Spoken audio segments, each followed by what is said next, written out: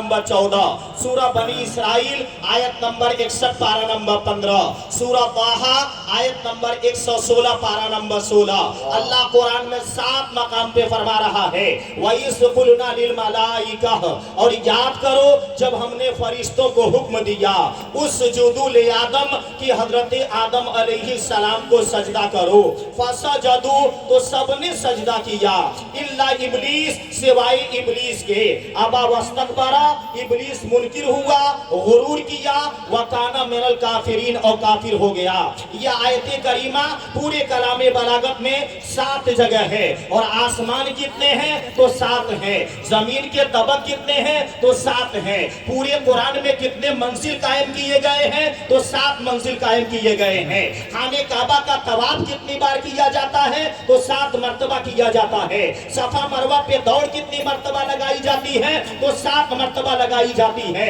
حضور علیہ السلام کے صاحبزادے اور صاحبزادی دونوں کو جمع کرنے کے بعد تعداد کتنی ہوتی ہے تو 7 ہوا کرتی ہے، اور ہفتہ میں کتنا دن قائم کیا گیا ہے تو 7 دن قائم کیا گیا ہے۔ اور میں یہ بھی بتا دوں سمندر کتنے ہیں تو 7 سمندر ہے۔ اب میں 7 پر بحث کروں گا جس کو آپ غور سے سماعت کریں گے، اور یہاں اس آیت کریمہ میں اس بات کی جانب اشارہ کیا گیا ہے اور بتایا گیا ہے کہ آدم علیہ السلام کا پتلا بنا کر کے تیار کر دیا گیا، اور اللہ رب العزت نے حکم دیا تھا اے فرشتوں آدم کو سجدہ کرو، سب نے سجدہ کر لیا لیکن ابلیس نے نہیں کیا، وَكَانَ مِنَ الْكَافِرِينَ اور کافر ہو گیا۔ کانا من الکافرین کی تفسیر مدارک میں ہے سارا من الکافرین، یعنی ابلیس پہلے کافر نہیں تھا، تعظیم نبی سے انکار کے سبب کافر ہوا۔ معلوم یہ ہوگا مسلمانوں کہ تعظیم نبی سے انکار یہ وہ کفر ہے کہ جو انسان کی تخلیق کے بعد سب سے پہلے ہوگا،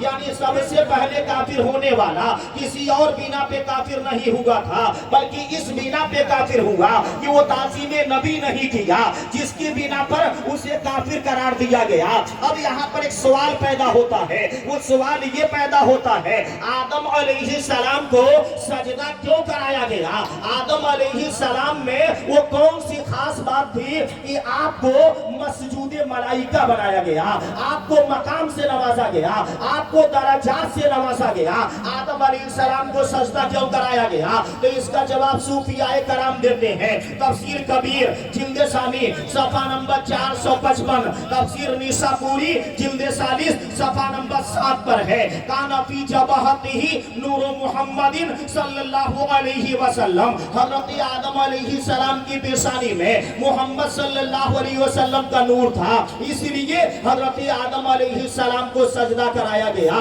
معلوم یہ ہوگا مسلمانوں آدم علیہ السلام کو عزت ملی مگر ہمارے نبی کی وجہ سے، آدم علیہ السلام کو بلندی ملی مگر ہمارے نبی کی وجہ سے، آدم علیہ السلام کو درجات سے نوازا گیا لیکن ہمارے نبی کی وجہ سے، آدم علیہ السلام کو مسجود ملائکہ بنایا گیا مگر ہمارے نبی کی وجہ سے، اس لیے کہ حضرت آدم علیہ السلام کی پیشانی میں مصطفیٰ کا نور جگمگا رہا تھا۔ اب اسی کڑی کو میں اور آگے بڑھاؤں، حضرت امام فخر الدین رازی علیہ الرحمہ تحریر فرماتے ہیں کہ آدم علیہ السلام کی پیشانی میں مصطفیٰ کا نور چمک رہا تھا، اور فرشتے لائن لگا کر صف لگا کر کے آدم علیہ السلام کی پیشانی میں نور مصطفیٰ کی زیارت کر رہے تھے۔ آدم علیہ السلام نے دیکھا کہ اس نور کو فرشتے تو دیکھ رہے ہیں لیکن خود پیشانی والا نہیں دیکھ رہا ہے۔ آدم علیہ السلام کو یہ شوق پیدا ہوا کاش میں بھی نور مصطفیٰ کو دیکھ لیتا، تو اللہ تعالیٰ نے حضرت آدم علیہ السلام کے انگوٹھے میں